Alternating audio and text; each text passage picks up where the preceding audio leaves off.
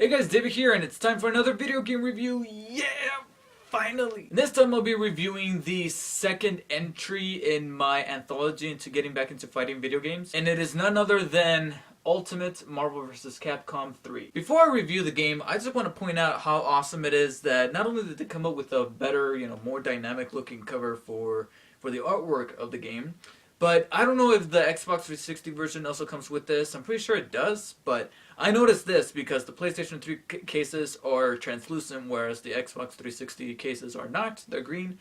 But I noticed that when I open this up, inside you got a little pamphlet telling you that you should probably visit the doctor if you have a seizure when playing this game, which I'll get to once I get into my review. But comes with that, comes with the actual disc, and when I pop it out the disc, if you look inside, you got an alternate cover right there. So I can easily take out the cover out of the sleeve, switch it, flip it backwards, and I got myself another variant. A variant of I'm looking at the wrong one, right there, that one. I think that's actually pretty damn cool. So kudos to Capcom and Marvel for coming up with this. I think that's pretty cool. So anyways, Marvel vs. Capcom. Apparently, about almost 20 years ago, a guy from Capcom and a guy from Marvel took some serious LSD, talked to each other and said, you know what would be awesome? Marvel vs. Capcom. You know what would be better?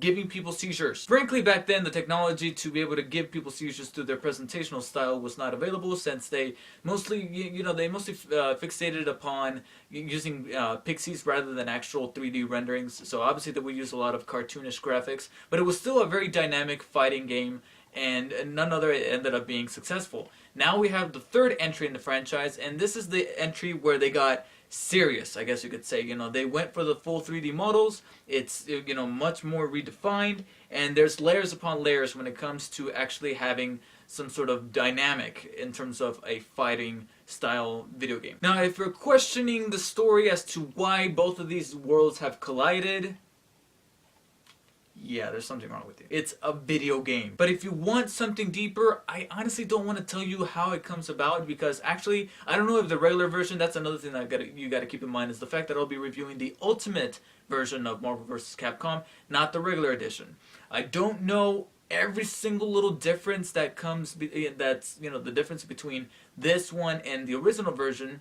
But what I can't tell you what this has. And one of the little goodies that this has is a little comic book that pretty much explains as to why these two worlds have collided. So if you guys don't know exactly what happened, then feel free to check out the little comic. I'm pretty sure that there's images of it online. You Google image that. I'm pretty sure you could find it. But I like the fact that they came with a little digital comic book, and it was a little fun read. It's a really brief read. It's only like 12 pages, and you'll be done with it in about 5-10 minutes. But I thought that was pretty cool.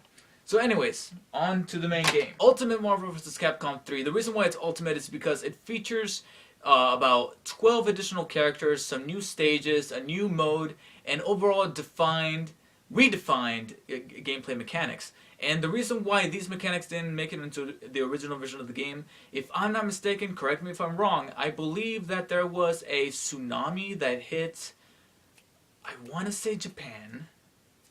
I believe it's Japan, since this is Capcom. But there was a tsunami, there was a disaster that halted the actual production of the original Marvel vs. Capcom. So because of that, they were forced to release practically an incomplete version of the game. And later they were able to release Ultimate Marvel vs. Capcom in the same vein that Capcom released Super Street Fighter 4 after Street Fighter 4. Now, what was the story behind that one? I'm not sure. But what I do know is that now we have the complete and true experience of Marvel vs. Capcom 3. Now, right from the start, this game is gorgeous. And it's gorgeous in various ways. I mean, not only is the gameplay amazing to look at, but I love the fact that no detail was wasted in the production of the presentation of this game. Every single little detail is fully fleshed out. I mean, this is a comic book designer's dream to just look at this game and be like, I really hope to God that in my future endeavors I'll be able to work on a game that is as detailed and as beautiful as this. You got the main menus are in that style of a comic book, and it's very detailed. The music is very arcadey, quote unquote, but it's very catchy when it comes to a Capcom game.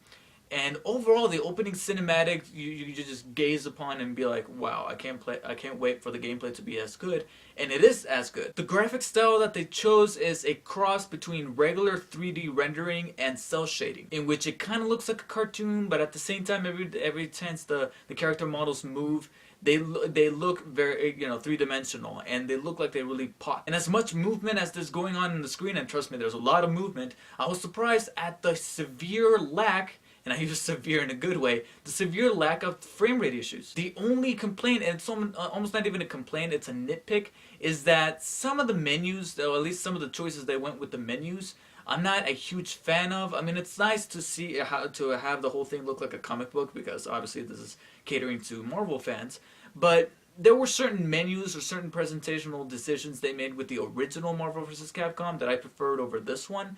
Like whenever you choose, especially the character selection menu. I prefer the original one in the original Marvel vs. Capcom 3 than the one here in Ultimate.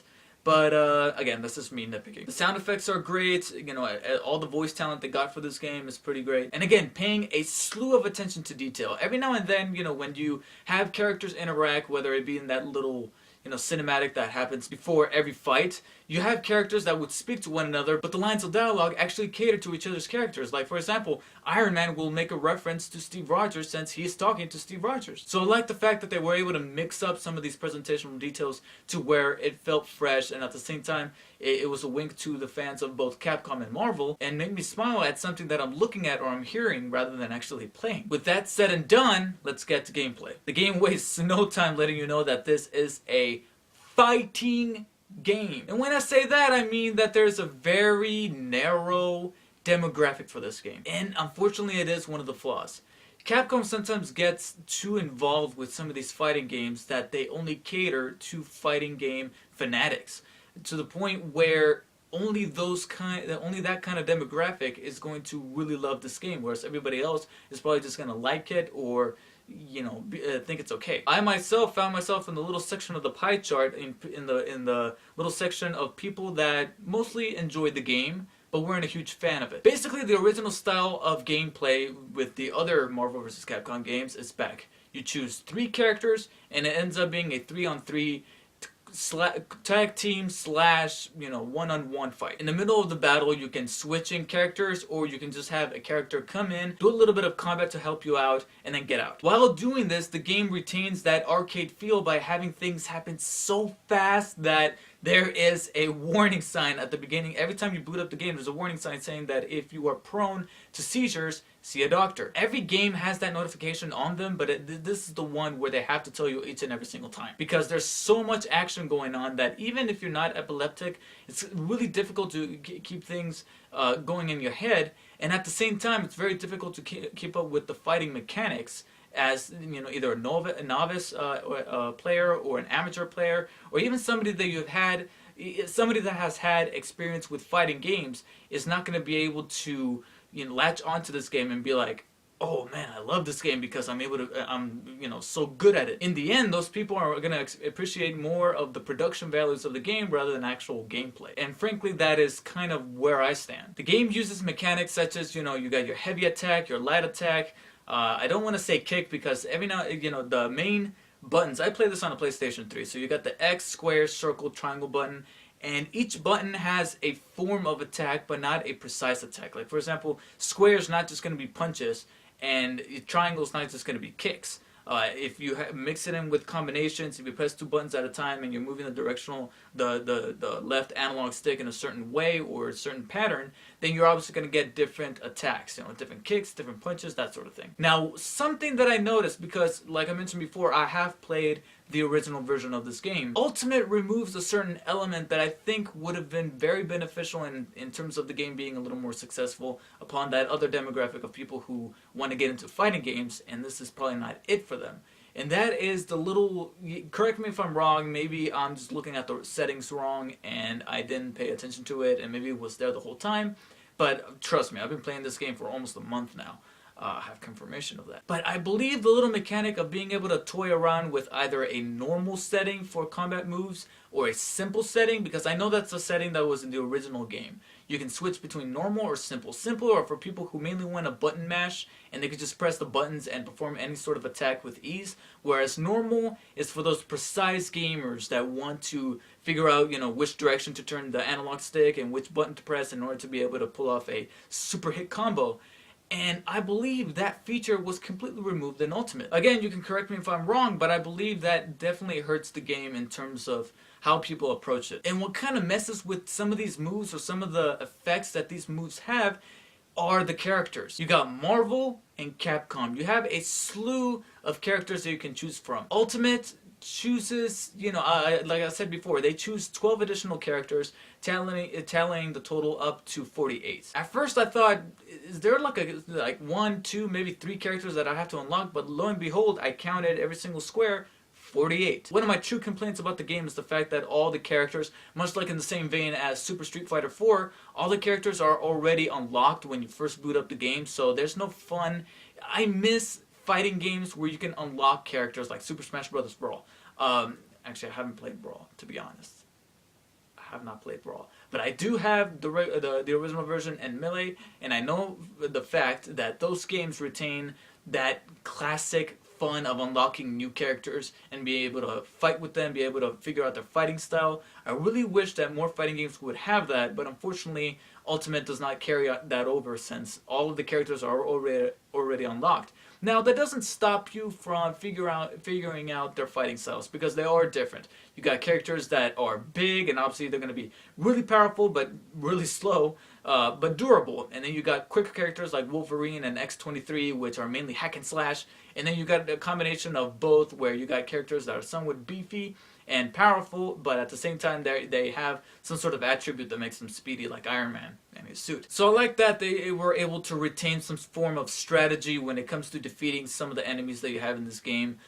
Since you're obviously choosing 3 characters, you're going to have to choose 3, you're going to have to make 3 important choices. You're going to have to choose either a brawler or a really quick person, or somebody that is small so that they're able to move about the screen very fast. My one complaint about that, however, would have to be the roster itself. Some characters that are dead giveaways to be in this game are in here, like I said, Iron Man, Spider-Man, Wolverine, Hulk. And on Capcom's side, you got Ryu, Dante's brother Virgil, which is a new character for Ultimate. But then you got characters that just, in my opinion, just don't make any sense. Phoenix Wright. In my opinion, when I think of a character that is instantly probably the worst character in Marvel vs. Capcom, Phoenix Wright. One of his attacks is lifting a piece of paper.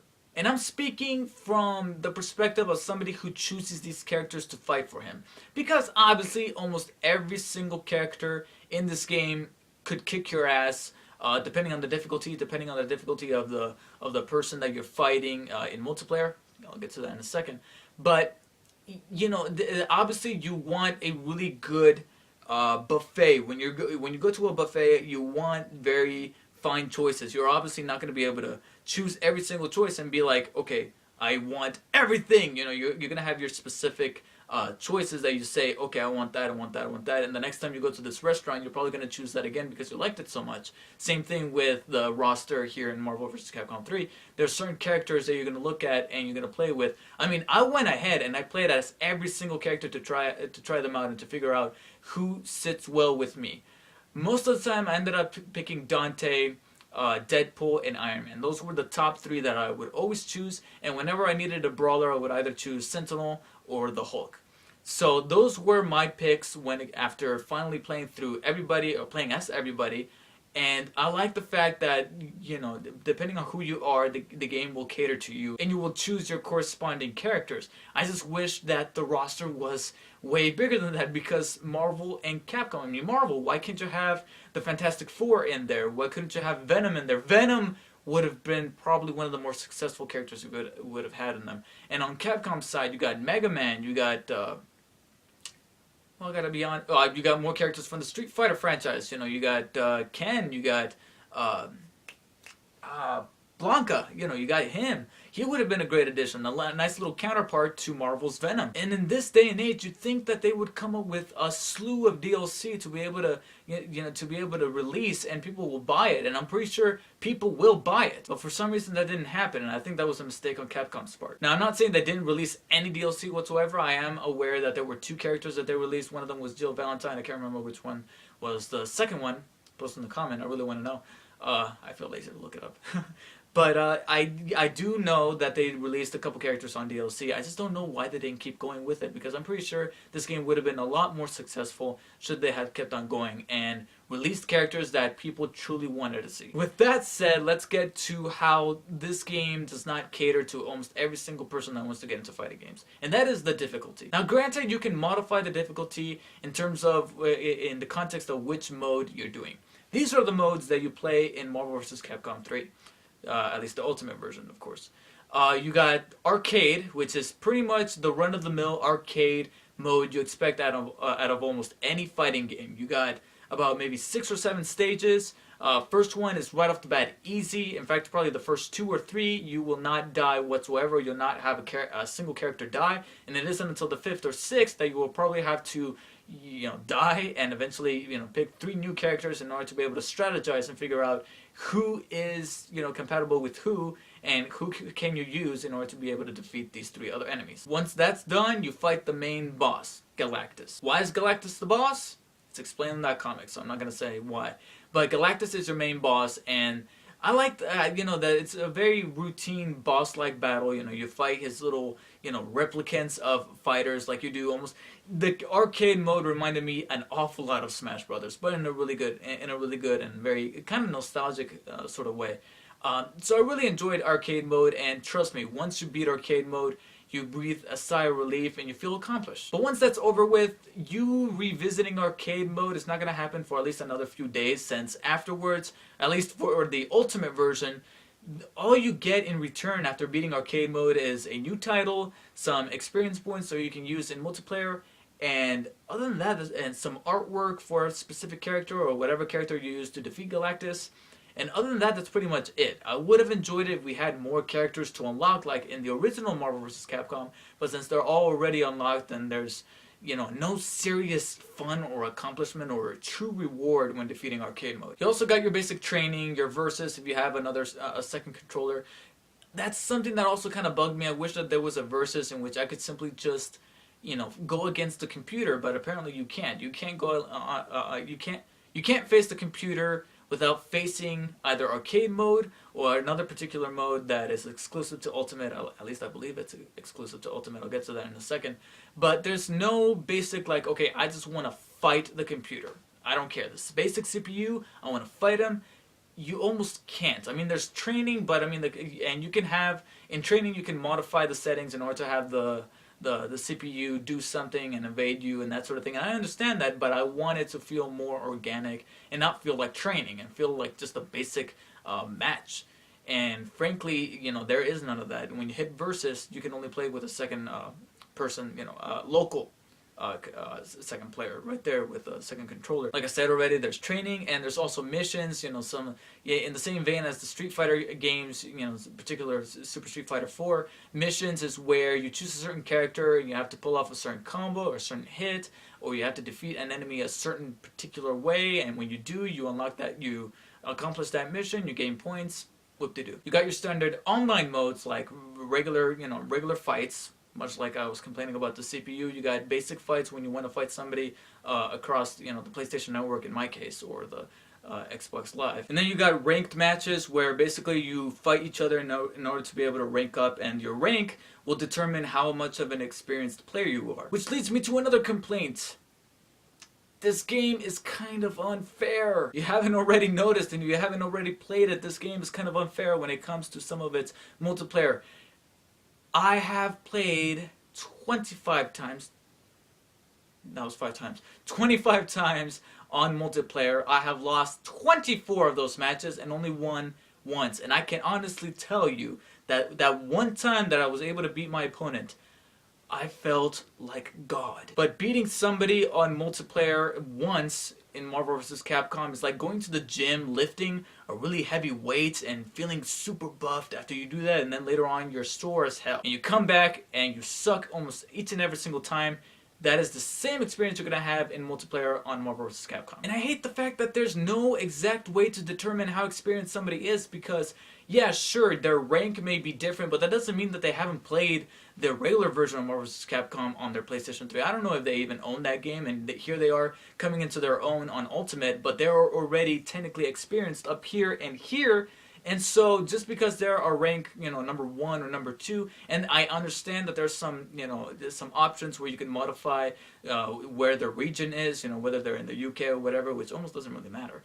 But you can modify the region where they're coming from, and you can modify the rank that they are at, so you can fight somebody that's at the same rank as you. But like I said, how do I not know that they have been playing the original Marvel vs. Capcom for years, and here they are barely popping open the Ultimate version, and the game recognizes that as ranked number 1. But up here and here, they're skilled like a motherfucker, and so I get my ass handed to me each and every single time. The game cannot pick that up, so obviously every single time that I try choosing somebody that's at my own rank, I die. So if you want an endless void that is depleted of any sort of fairness or, just ranking, you got the multiplayer for Marvel vs. Capcom, and like I said, you'll be lucky that one time. You'll be lucky to be able to beat your opponent.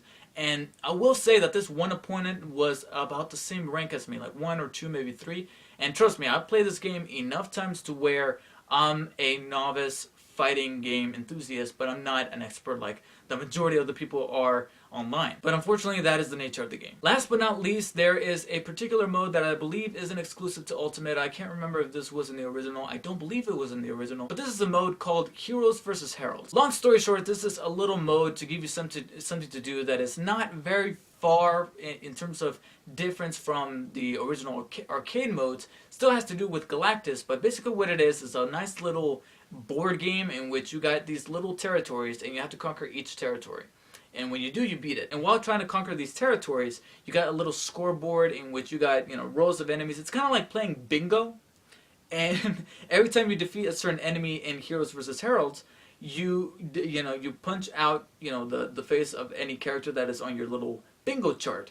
And when you get a straight, straight across or vertical or diagonal, you defeat that bingo card and you get a new one. And it keeps on going like that, like that. Like I said, it's mainly something for you to do when you have, you're tired of arcade mode or you're tired of getting your ass kicked in online. You got yourself Heroes vs. Herald. The reason why it's called that is because you can either choose to be a hero to defeat Galactus, or you can be a herald and work for Galactus and conquering the world. Basically, you have to either conquer or defend the world, and that is the reason behind the whole tactical, little board game, setup where you got your little stages, and each one has a percentage, and every time you defeat a certain enemy, the percentage goes up. But of course, every time that you defeat a new slew of enemies, they get harder and harder and harder. And every time you lose, that percentage goes down, and you have to gain that percentage back up in order to be able to conquer that area. It's almost like Battleship. And the rewards are about the same, new titles, more XP, that sort of thing. So it's mostly something for you to do if you are already tired of arcade mode, you're tired of online mode, or if you are not at all a severe OCD completist that has to defeat every single mission in mission mode, or have to collect every single piece of artwork or ending or title or sound effect. This at least gives you about a decent hour additional to the amount of time you were going to spend with this game. In the end, the game makes no mistake in saying that this is a fighting game, and it's mainly for people who just love to beat the crap out of each other. It doesn't have a thorough story mode. It doesn't have any sort of intricate upgrade systems. It's there to fight. The downside is that it really has to broaden its expectations and its demographic so that not only can the game be more successful, but just be more acclaimed and easy to access. Because personally, I don't feel like I'm going to revisit this game for a long time. For people who are hardcore gamers, hardcore fighting gamers, they're definitely going to be playing this more than I will. But for people like me, I will probably, pop it out whenever I have a friend over and we're willing to play. Especially if you have a friend who is just as good as you, who sucks as bad as you, and you're able to kick his ass, you have an opportunity to kick his ass. This is definitely the kind of game that you pop open and say, hey, Spider-Man versus Ryu, who's gonna win? Boom, pop it in. you'll have a hell of a time. But if you're looking for something that's gonna engage you in, into the fighting genre a whole lot better, then there's other games that you can choose from. With that said, I give Ultimate Marvel vs. Capcom 3 an 8.0 out of 10, which is a B-. Like most people are gonna do, I appreciate the living hell out of the production values into this game. It's a really greatly made game, but it's just not the kind of game that appeased to me as somebody who's willing to get more into the fighting genre, but it just didn't help in doing so. But it's not going to keep me from playing the game again in the somewhat distant future. Thank you guys for watching. I'm hoping to review more video games soon. Subscribe to my channel for said reviews. Follow me on Twitter at DarkSpiderDavid. And thank you guys for watching. Take care.